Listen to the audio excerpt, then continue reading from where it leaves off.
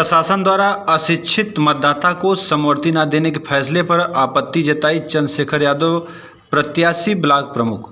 Atraulia Samajwadi party के block प्रमुख पद के प्रत्याशी चंद्रशेखर यादव द्वारा समाजवादी पार्टी कार्यालय में पत्र प्रतिनिधियों से वार्ता की। वार्ता में उन्होंने प्रशासन पर अशिक्षित मतदाता को समवर्ती न देने के फैसले पर आपत्ति जताते हुए कहा कि यह पूरी तरह असंवैधानिक फैसला है। उन्होंने कहा कि अभी इसकी कन्फर्म सूचना तो हमें नहीं मिली है, मगर सूत्रों से सुनने में आ रहा है कि जो मतदाता शिक्षित नहीं है उन्हें समवर्ती व्यवस्था के तहत वोट नहीं डालने दिया जाएगा, जबकि समवर्ती व्यवस्था के तहत अनपढ़ मतदाताओं को मतदान देने का अधिकार है।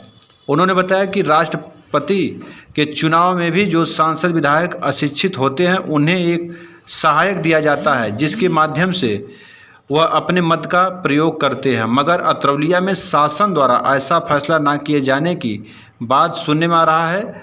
अगर ऐसा होता है तो यह किसी भी दशा में ठीक नहीं होगा। इस मौके पर मुख्य रूप से जगदीश पांडे, राधेश्याम यादव, राजू रंजन पांडे, हरिराम बागी, घनानंद गिरी, गोविंद पांडे, गोविंद संजय मिश्रा, पिंटू यादव, पप्पू यादव सहित तमाम लोग उपस्थित रहे।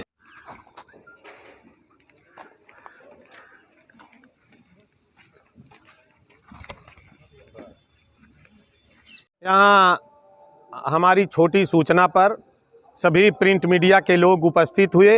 इसको हम सारे लोगों को समाजवादी पार्टी परिवार की तरफ से हार्दिक स्वागत करते हैं। अभी तक जो ये चुनाव की प्रक्रिया चली है उसमें प्रशासन के तरफ से हमको कोई गतिरोध उत्पन्न नहीं किया गया और प्रशासन का रवैया हमारे प्रति बहुत ही अच्छा रहा। प्रशासन के द्वारा कहीं कोई गलतफहमी नहीं की गई। लेकिन जैसी कि सूचना मिल रही है कि हमारे कुछ बीडीसी सदस्य जो अनपढ़ थे और अनपढ़ बीडीसी सदस्यों को इस देश के अंदर राष्ट्रपति के चुनाव में भी जहां एकल संक्रमणी पद्धति के तहत चुनाव होता है वहां सहवर्ती दिया जाता है, वहां कंपेनियन दिया जाता है। लेकिन विरोधी इतने हताश और निराश हैं, इतने हताश निराश हैं कि उनका कोई कंपेनियन है नहीं। जो 7 लोग निरक्षर हैं उनके कंपेनियन को रोकने की कोशिश कर रहे हैं। हम ये मानते हैं वो चाहे जितनी साजिश कर लें, चाहे 7 को रोक लें, चाहे 17 को रोक लेंगे, विरोधियों की कहीं कोई साजिश सफल होने वाली नहीं है।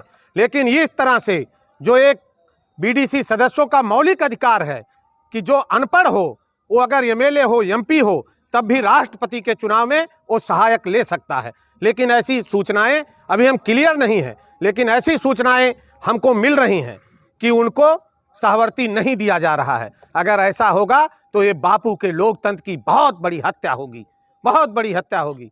रही बात कल चुनाव है, हम लोग चाहेंगे कि यहाँ 22 दिसंबर 2010 को कुछ मन चले लोगों ने बहुत बड़ी घटना कर दी थी, जिसमें 2 लोग मारे गए थे, 4 लोग घायल हुए थे। ऐसी सूचनाएं मिल रही हैं कि वही अराजक तत्व पुनः कुछ इस तरह से नादानी हरकत कर सकते हैं। तो आपके माध्यम से हम थाना अध्यक्ष महोदय को, क्षेत्राधिकारी महोदय को, कप्तान साहब को, डीआईजी साहब को, आईजी साहब को, डीजी साहब को ये सूचित करना चाहते हैं कि कल हमारे बीडीसी सदस्यों को लोकतांत्रिक तरीके से वोटिंग के लिए इतनी सुरक्षा मुहैया करा दें कि जिस तरह से नामांकन शांतिपूर्ण संपन्न हो गया उसी तरह से कल मतदान भी शांतिपूर्ण संपन्न हो जाए।